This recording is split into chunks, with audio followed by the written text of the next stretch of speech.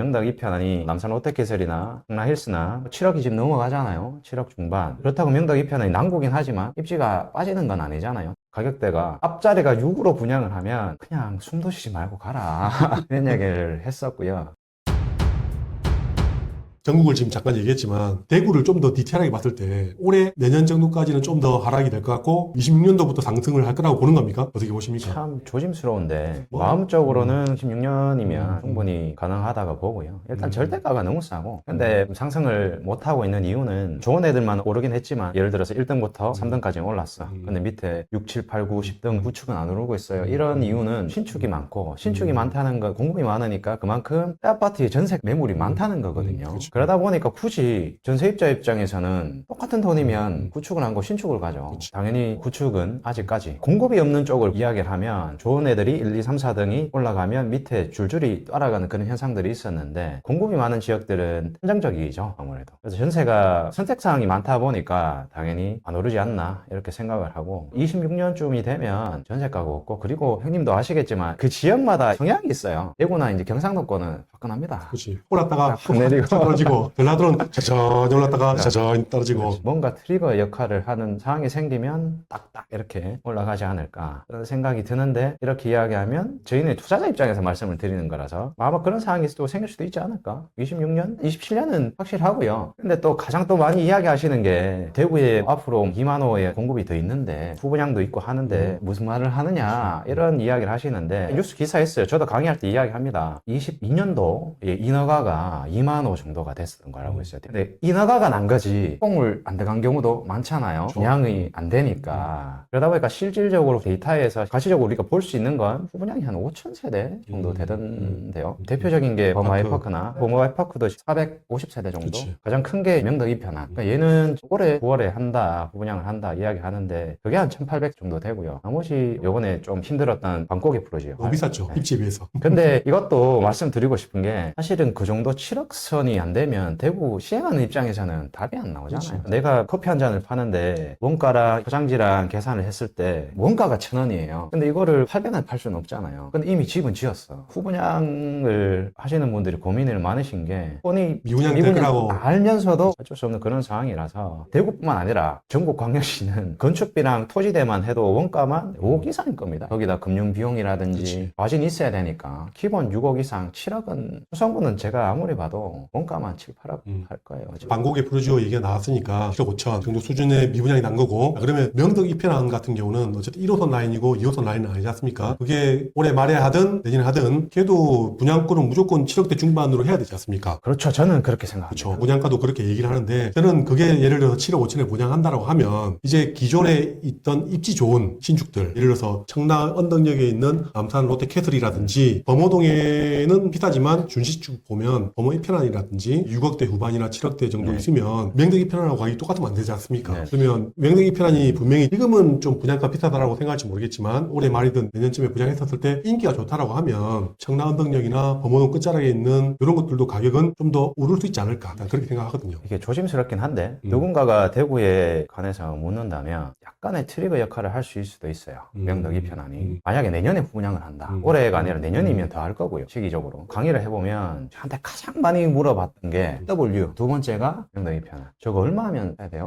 분양가 얼마예요? 일반인들이 와서 야, 저 유튜브 보고 오셔가지고 유튜브 나왔다인겨? 저 명동 로타리 짓고 있던데 얼마 하는겨? 물어보시더라고요. 연배 있으신 분이. 대답을 못했죠. 후분양이니까. 한 6억, 7억대 분양 안 하겠습니까? 비싼 거 아니야? 뭐 이렇게 이야기 하시는데 사실 가장 많이 물어보시는 게 명덕 2편안이 남산 롯데캐슬이나 흥나힐스나 7억이 지금 넘어가잖아요. 7억 중반. 그렇다고 명덕 2편안이 난국이긴 하지만 입지가 빠지는 건 아니잖아요. 더블 역세권이니까. 대구에 더블 역세권 해봐야 세 군데밖에 없는데 청라언덕역이랑 명덕역밖에 없잖아요. 그 대단지에. 그러면은 나는 가격대가 앞자리가 6으로 분양을 하면 그냥 숨도 쉬지 말고 가라 이런 얘기를 했었고요. 7자가 되면 고민을 좀 하실 건데 또 모르죠. 그거는 일단 분양을 해봐야 되는 거니까 말씀하신 것처럼 수성구의 범어 2편안, 수성 롯데캐슬이랑 비교를 했을 때 비등비등하게 가격대가 형성이 되잖아요. 가장 많이 하시는 질문이기도 하고 명덕 2편안도 비슷하게 가거나 조금 더 떨어지거나 그 정도 선이지 않을까요? 생각이 듭니다. 6억 6억대 분양하기에는 부분양할 이유가 없는 거잖아요. 아유. 분명히 7억 이상 받으려고 부분양을 음. 했었고 7억 이상 전 나올 거라고 봅니다. 저도 7억 선 정도 생각은 하고 있는데 최근에 재개발 이야기를 잠깐 하자면 대구에 지금 재개발이 완전 카오스 상태인데 재개발 중에 피가 오히려 내려야 되는데 이 분위기에 오른 게 명덕 이편하네. 전고 피가 한 4억 2천이었나 그랬었는데 작년에 1억 8천까지 제가 그 매물을 받았었거든요. 올해 지금 현재는 2억 3천, 4천, 3천도 없어요. 2억 4천 정도. 5천만 원 올랐다는 소리잖아요. 저점 1억 8천을 기점으로 해서 피 2억대에서 거래가 많이 됐습니다. 제가 무슨 피가 2억이 할 수 있지만 조합 분양가를 생각을 하고 피를 주면 한 6억 선 정도 되거든요. 그러면은 사람들은 괜찮다고 생각을 하시니까 그 정도면 괜찮죠. 피를 5천 올랐지만 사더라도 6억 선에 산다. 건들이 권리가가 2억 3천대 정도가 되면 피가 2억 6천이면 5억이잖아요. 조합 분양가가 3억 5천 언더에서 왔다 갔다 하는데 3억 5천에 피가 2억 5천이면 6억 정도 되잖아요. 조합원 분양가 3억 네. 5천 정도. 현원 대표님 지금 얘기하는 거죠. 전용 84제곱미터. 네네 84 기준으로 해서 조합 분양가가 싸단 말이에요 저희가. 지금 재개발의 가장 이슈가 추가로 더 부담금이 나오지 않느냐 이렇게 이야기하는데 정확하진 않지만 명덕 이편항 같은 경우는 거기에 대한 리스크는 없다 이렇게 말씀을 하시긴 근데 하더라고요. 지금 건설을 하고 있지만 실제 그게 관처 때 시공 비용을 얼마 정도를 하고 공사를 하고 있는 겁니까? 응당 건설 비용. 가장 중요한 게 건축비잖아요. 대림이랑 계약을 하셨다고 하더라고요. 연 12%만 상승하기로. 그때 당시에 500선에서 500, 550, 그 다음에 600 이렇게 되겠죠. 그 정도 선으로 알고 있는데 비례율이 109%인데 이 비례율을 언제 산정했느냐도 정말 중요하더라고요. 그치. 장이 좋을 때 4년 전에 했을 때랑 2년 전에 했을 때랑 완전 다른 거죠. 비례율이 저작년에 109%면 저항 분양가도 낮은데 공사비에 대한 상승분을 연 12%까지밖에 못 올린다라고 뭐 협의됐고 이렇게 저는 들었습니다. 물건을 저도 살려고 음. 많이 알아봤으니까. 조금 더 여기서 더 올려달라고 해도 명당 이편항뿐만 아니라 서울이든 지금 다른 지역에도 공사 중에 이슈가 발생하고 있는 게 시공비 공사비를 더 올려줘라 그렇게 요구하는 시공사가 상당히 많지 않습니까? 이미 또 많이 올라버렸고 이거는 제 경험담인데 재개발 재건축은 끝날 때까지 끝난 게 아니다. 그렇죠. 왜냐면 저는 입주를 했어요. 그리고 전세를 놨어요. 갑자기 가압류가 붙었네. 조합과 시공사 간에 소송이 붙었죠. 공사비 때문에. 보통 소송하면 기본 6개월입니다. 1년 이상이거나 소송해서 졌어요. 전 조합원이 물건지마다 가압류가 5천만 원씩 이렇게 붙어 있는 거죠. 이제 공사비로.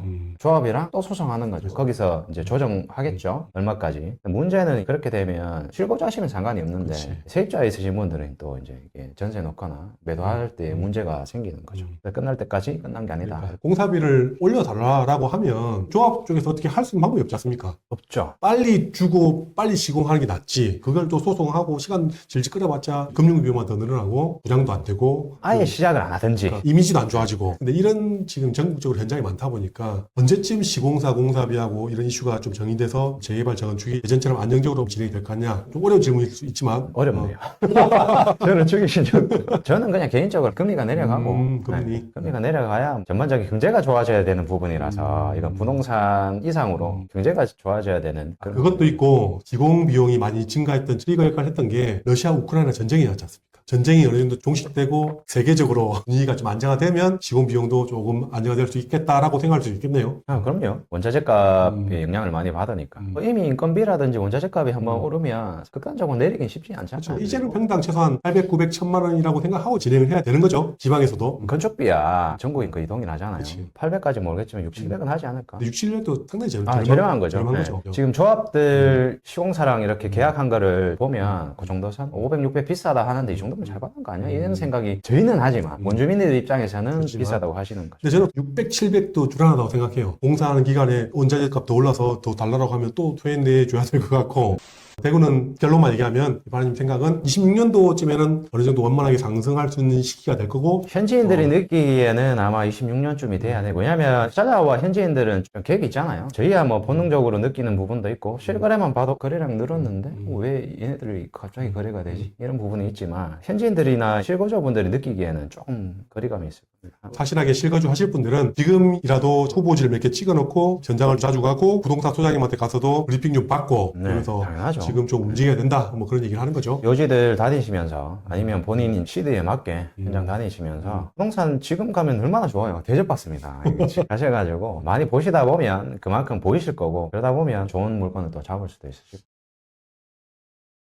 개인적으로 또 궁금한 건데 지금 대구가 상당히 저렴한 편이지 않습니까? 전세 자체가 태평로라든지 동대구라든지 범어동도 범어더블 입주하면서 3억대 물건들이 전용 84제곱미터에 나왔으니까 잘하면 2억대 중반 정도의 새 아파트를 살 수가 있는 거고 2년 거주하고 계약 인신권 쓰면 4년까지 살 수가 있지 않습니까? 2억대 중반 정도 네. 가격으로 2억 중반이면 합니다. 2억 중반으로 새 아파트 전세를 사는 게 좋을까? 아니면 그냥 이 시기에 사버리는 게 나을 것인가? 어떻게 보십니까? 개인은 무조건 사라 그러죠. 투자자 입장에서는 무조건 사야 되는 거고 그 질문을 진짜 많이 받았어요. 작년 초에 저작년에 집 사요. 아니면 연배가 좀 있으신 분들이 우리 애가 결혼을 하는데 보통 30대 초반이 되면 돈이 한 2억 정도 있잖아요. 2억 정도의 전세를 들어가려고 하니 성에 안 차시는 거예요. 지금 특례가 나왔는데 왜 이거를 활용을 안 하고 있냐고. 생애 첫 주택인데 대신 자해만 해도 4억 중반을 했으니까 5억 선 미만의 아파트를 사라. 분양권도 있고 지금 많은데 달프일만 해도 그때 4억대도 있었잖아요. 마피가 있었으니까 사셔라 이 말씀을 많이 드렸죠. 대신 자해도 그렇고 정고점이 7억 이랬었잖아요. 그렇기 때문에 5억 선이면 내가 4억 5천에 산다. 7억 세면 한 5억 정도 들어간다고 보고요. 대출 한 2억 5천 받고 금리가 싸니까 들어가서 매수하는 게 훨씬 낫다고 보고 쉽게 말해서 내가 2억을 넣고 이자하고 해서 2억 5천에 3억 넣고 2억 5천에 3억 모을 수 있지 않을까 이 생각으로. 근데 집이라는 게 전세보다는 자가가 훨씬 좋긴 하거든요. 저희 같은 경우야 깔고 있는 돈으로 투자를 하자 이럴 수도 있지만 일반인 분들 같은 경우는 이 주거에 대한 게 있기 때문에 저는 지금 상황에서는 사라고 하죠. 실거주 분들은 무조건 사야 됩니다. 무조건이라는 표현이 그렇긴 한데 제가 만약에 제 친동생이 있다면 가족한테는 벌써 작년에 이미 빨리 가사 이렇게 이야기했겠죠. 제 생각도 얘기하자면 대구가 신축 아파트가 절대적으로 다른 도시에 비해서 저렴하기도 하고 신혼이든 생애 최초든 전세로 들어가는 것보다는 손해를 보더라도 사서 가격이 떨어질 수 있다 하더라도 저는 실거주로 매수를 한번 해봐야 오를 때 느낌하고 또 떨어질 때 느낌을 경험을 하는 게 저는 상당히 중요하다 보거든요. 이게 크죠. 수강생들 오시는 분들 형님도 마찬가지겠지만 30대 초반 중반 오시는 분들 보면 이런 분들이 대부분 전세로 살고 있는데 전세가가 갑자기 너무 올랐어. 그러니까 내가 집을 샀는데 갑자기 너무 올랐어. 뭐지? 하다 관심을 가지게 돼서 오시는 분들이 많거든요. 매수를 한번 해보는 그 경험치가 엄청 크기 때문에 사서 대출도 받아보고 세금도 한번 내보고 그래야 자본주의가 이렇게 돌아가는구나. 저걸 느끼는 게 저는 상당히 중요하다 보거든요. 맞아요.